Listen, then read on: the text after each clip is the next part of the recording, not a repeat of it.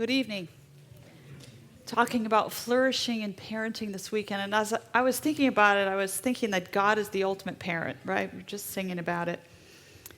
And I think if I could boil down God's parenting style into one simple formula, it would be a perfect blend of justice and mercy. That justice and mercy are like those two traits are like pillars that sort of create a structure for the overarching, all-encompassing trait of love that describes God's character perfectly.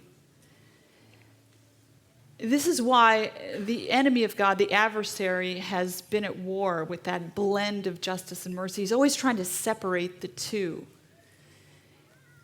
His original lie, once humanity fell into sin, was that justice destroyed mercy and that God could not forgive humanity.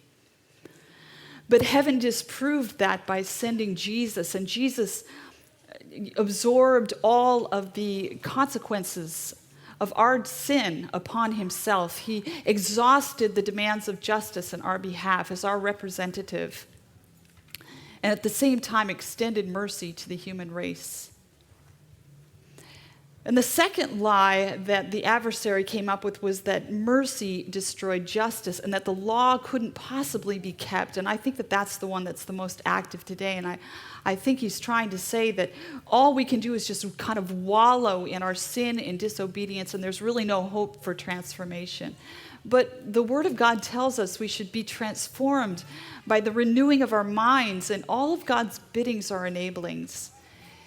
And so God's mercy does not destroy his justice. The two can live in perfect harmony one with another. You know, there's actual sociologic research about parenting styles that really, in an amazing way, kind of bears this out. Except in research, they don't call it justice and mercy. They call it support and control. And we don't like the word control, but that's what they call it. And so they create this matrix. And what they do is they take those two traits of support and control, and they make 4 combinations of those two traits. So there's low support, low control. That's just negligent parenting. And then what they do is they show how that factors out and what kind of trend it creates in the outcome of how the kids turn out, basically. So low support, low control parenting is just negligent parenting, and of course that's a terrible outcome because you're not really being parented at all. But then they take high control, low support parenting, which is called authoritarian parenting, and that's where they say jump and you say how, what? How high? Yeah, you know, that kind of parenting.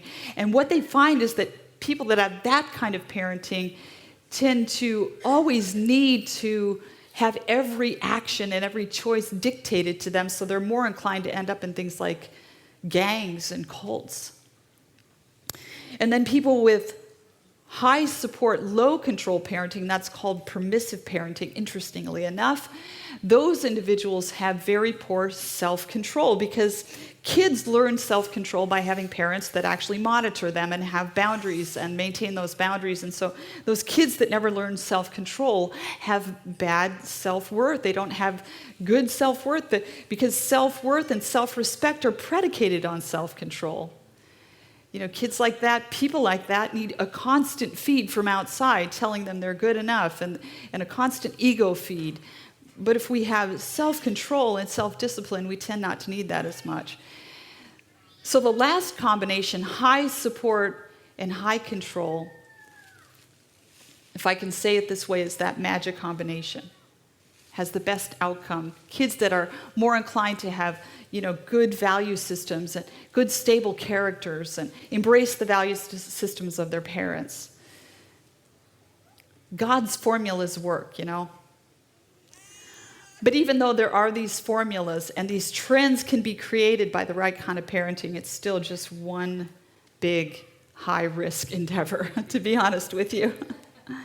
So I want to tell you about a situation in my life, a story in my life, and if you don't mind bringing up that next slide, I'll tell you a little story about how my parents, you know, dysfunctional way of parenting me was actually kind of a cool blend of justice and mercy in one instance.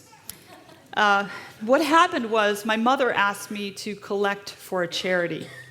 And I wasn't in the habit of doing that kind of thing. I didn't grow up with ingathering and all these kinds of things. So I wasn't used to going door to door and asking for money, but my mother talked me into it. And so I took my little jar and went to a couple different homes and really had pretty good success and people putting money in my jar, and I was really excited until I got to the home of Mrs. Pickle. And this is something of what she looked like as she opened the door and looked down at me through her bifocals. And I just started right in on my spiel. I said, well, I'm collecting money for muscular dystrophy. These poor children have a disease, and the scientists haven't figured out how to help them yet, but this will give them money so they can figure out how to help these poor. And she said, I'm not interested, and slammed the door in my face.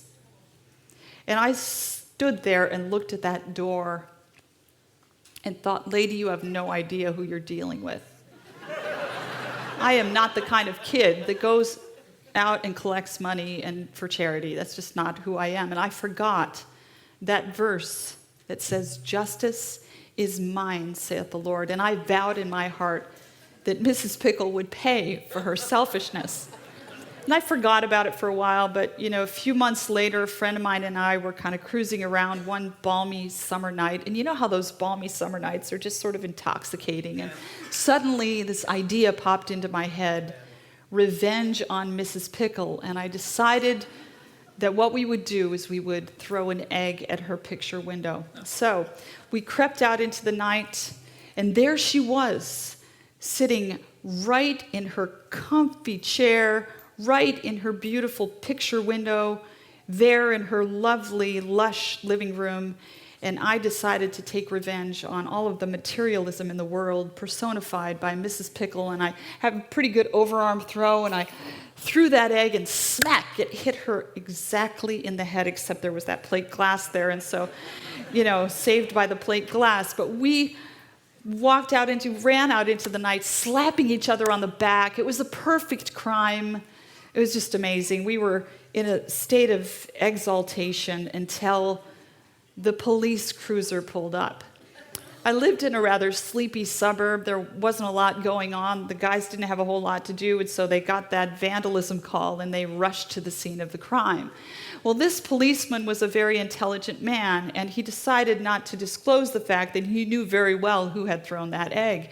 And so what he did was he asked me, there's been a vandalism incident, someone's thrown an egg at Mrs. Pickle's picture window, and we want to know if you know anything about it. And I said, no. And the man was very smart. He said, well, I should really drive you home. My house was 2 houses down the road. It was a warm summer night in a safe neighborhood, but he said, we should really drive you home. And when a policeman tells you to get in the car, you just get in the car. And I was kind of hoping that he would drop us off at the end of the driveway, but instead he got out of his cruiser and walked us to the door. My father answered the door. My father was a disciplinarian. He was that authoritarian kind of parent. He came to the door, and it wasn't his favorite sight to see his daughter, her friend, and a policeman standing there. And so the policeman apprised him of the situation. There's been an episode of vandalism, and someone's thrown an egg at Mrs. Pickle's picture window, and we just didn't think your daughter was safe out here. Like, she's going to get hit by a flying egg, right? And so my dad looked right at me and said, did you do it? He knew me all too well. Well, I wasn't an honest person at the time, and I said no. And so the policeman left, knowing that he'd left me in the highest court of the land, a disciplinarian father. Walked into the foyer of my home, and my father asked me again, did you do it? And I said no. And then my friend and I walked up to my bedroom, up the stairs, and we had that sinking feeling like you've just sinned and lied about it. We just kind of sat on the bed, twiddling our thumbs, and Mercy walks into the room in the form of my mother. And she has a look on her face like, I know you did it, and I still love you. And so she came within about 2 inches of my face and said, did you do it? And I said, yes. But Mom, she was so mean to me. And I did it because for those little children that needed, they needed an answer for their disease. And I was trying to help raise money, and she was so selfish. And so she was very compassionate. But Mercy keeps no secrets from justice. And so left the room and went down and summoned Justice. And the next thing I heard was Justice shouting from the bottom of the stairs, "Jennifer, I will not be made a fool of. You call the Bayside Police Department right now and tell them what you did." And Mercy said, "Dear, don't make her do that. She's really sorry. She admitted to me." "Yeah, I'm not going to be made a fool of. You call the Bayside Police Department right now. I'm on the PTA and I'm just on all these committees and everybody knows who I am. Dear, don't make her do that." And there's this Bible verse that says, mercy triumphs over justice. And that was the case in that instance. So I did not have to call the Bayside Police Department and apprise them of what they already knew full well was the case. But yes, I went on to the ultimate retribution, which was raising my own children. If you want to go to the next slide.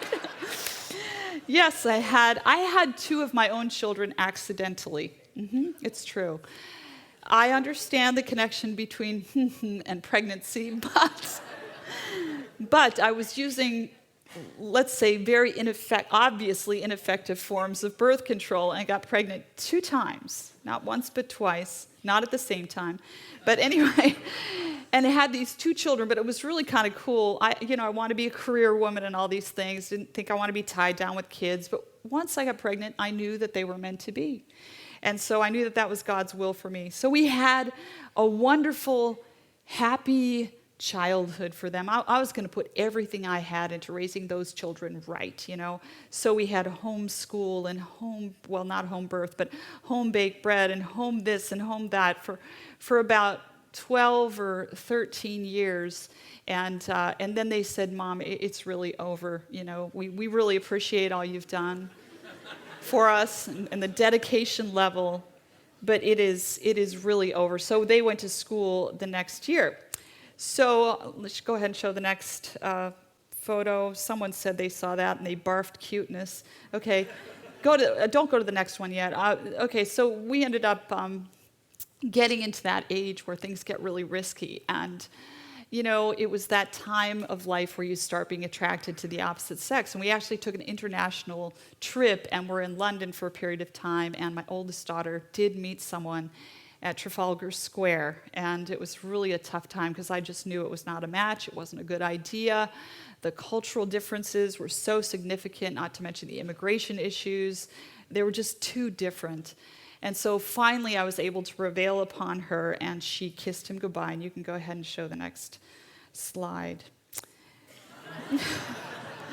And so fortunately that preserved the situation until she finally did meet the man of her dreams. And you can go to that next slide. And so she's safely married off to a very good man. You can go to the next slide. Allison has a music ministry.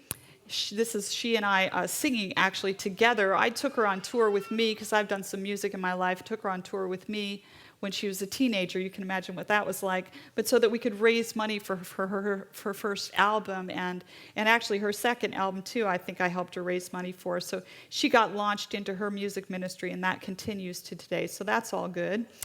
Then there's the other one. Let's go ahead and go to the next slide. Okay, and this one, I don't have the full body picture because that would be inappropriate, but it kind of gives you an idea. This kid was just from the beginning, just a wild thing. And you can go ahead to the next slide. There she is as a young woman. Actually, she was in Arise at this time, and David Asherick took these photos, and they're quite lovely. And go ahead to the next one. So I want to tell you a little bit about what we went through with this child. She was a wonderful child. We had a wonderful childhood, all of us together. But we moved when she was 13, and her whole world shattered apart. I underestimated the impact of that move. At the same time that we moved, her sister went off to academy, and she ended up in a high school comprised of people that were from a completely different cultural background than she was, and she was kind of isolated or marginalized because of that. It was a tough time. Her whole world shattered into many, many pieces. And she ended up, as a result of that, turning her back on God at 13 years old, and really pretty much on me as well. So there was a really tough period there for a number of years. She unfortunately started to sneak out her window at night. I remember going into her room. We had a lot of trials during those 5 years and a lot of difficulties. Went into her room one morning, when we were getting ready to go to church, and found the bed empty and the window open. She had left the room in the middle of the night, was out doing who knew what. And my husband and I prayed many times, prayed again. And we went to church. We sat through church and enjoyed church. And on the way home from church, I received a text. She was telling me she was okay. What had happened was she'd gone to an all-night party, had probably more drugs in her system than she should have lived through, and then went to what was called an after party where they were doing nitrous oxide gas that makes you laugh or something. When she was at that party, my husband had been a pastoral assistant and had studied the Bible with a number of different church members' kids. And when she was at that second party, one of those kids that he'd studied the Bible with, who was also running around being crazy, walked into the party. And his conscience kicked in. And he realized he could not engage in the festivities, so to speak. He needed to make sure that his Bible teacher's daughter was safe. And in fact, at that point, my daughter did want to leave, but she couldn't leave because the people that were supposed to give her a ride were all high as kites. So what happened as a result of that was the two of them ended up at our home, and we had a long conversation. At the end of the conversation, I told my daughter that I didn't think that she was going to be able to straighten her life out without the power of God. And I said, if you'll give your heart to Jesus, he will help you, because I believe he does that for people. Amen. And she said, I'm ready. And she gave her heart to Jesus. She ended up at the hospital. They told me that she probably shouldn't have lived through all those drugs in her system. And I wish I could tell you that was the happy ending and that the whole box has a beautiful bow on it. But it wasn't the ending. It's been a saga. But my daughter currently lives on our property in Orlando in a tiny home. And she's a wonderful young lady who I love with all my heart. And we're the best of friends, and we do all kinds of stuff together. And she's clean. So I'm very, very thankful for that. And God is so good. And he's a good, good father. Amen. But the parenting wasn't over, and I just want to tell you one more story before this is completely done, and that is of the parenting that I continue to do. Go ahead with the next slide. In 2010, I met two young men in Philadelphia. And I mentored these two young men in music ministry. They were rap artists. They had met in high school, and they were a thing, and they were selling tickets to their shows and so forth. I met them in a canvassing book-selling program. They were selling religious books door to door, which Seventh-day Adventists sometimes do. And they were just not sure how their rap music was going to fit, you know. And so God gave me this idea of putting the book of Revelation to music. There's no better book in the Bible to rap through, you know, if you think about it. And so I asked, true, you know, it's a pretty edgy book. And so, yeah, and so I ended up, you know, asking them. I had saved some money, and I said, would you be willing to work with me on this project? One of them was a very, very gifted rapper. The other was a good engineer, producer type of guy, and a beatboxer, and he also created beats. And they were just very talented. And so I said, let's work on this thing together. By the end of finishing up that project, we had 18 artists, professional cellists who had played with the Hong Kong Philharmonic, professional classical singers, folk singers, songwriters, just all kinds of people joined the project, and it had 45 songs, a double CD. It's called The Lamb Wins. It's on the table in the back if you're interested. And then a few years later, we did The King Dreams, which is based on the book of Daniel. You can't do Revelation without Daniel. So God gave me an opportunity to mentor and parent these young people, and I believe that that's parenting at its best, is when we take people into our hearts, maybe that aren't our biological children, but the parenting can go on. So in closing here, what I want to do is share with you one of the raps. It isn't really a rap, it's a poem, because I'm so stuck on cadence and rhyme. I just can't do the rap thing. It's too free-flowing.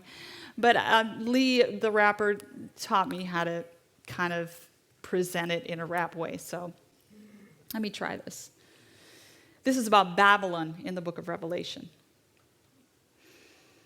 She gets her power from their lust, breaks the bond of every trust, sits upon the many waters, and the king shack up with her. She rides upon a scarlet beast that violates the pact of peace. 7 heads, 10 horns, she rides so high, bedecked in pearls. She's a shameless fashionista in her purple, red, and bling. She holds a golden goblet full of every evil thing. She's got stamped upon her forehead that she's Babylon the hoe, and drinks the blood of martyrs who have told the people so. Heads and horns are mighty kings. They give their power to the beast. They will war against the Lamb until at last the tables turn. Many waters multitude. She molds her thoughts and attitudes. But at last the kings will strip her, eat her flesh, and make her burn. She has fallen, prophet heard the angel cry. The haunt of every demon, hateful birds within her fly. All the nations drank her potion, all the world has drunk her wine. Now she's fully brought to ruin, every acid in decline. Oh, come out of her, my people, flee her sins and sicknesses. God will pay her back the double, for the power is really his. All her pride and sensuality consume upon her bed. Death and mourning, plague and famine, double portions on her head.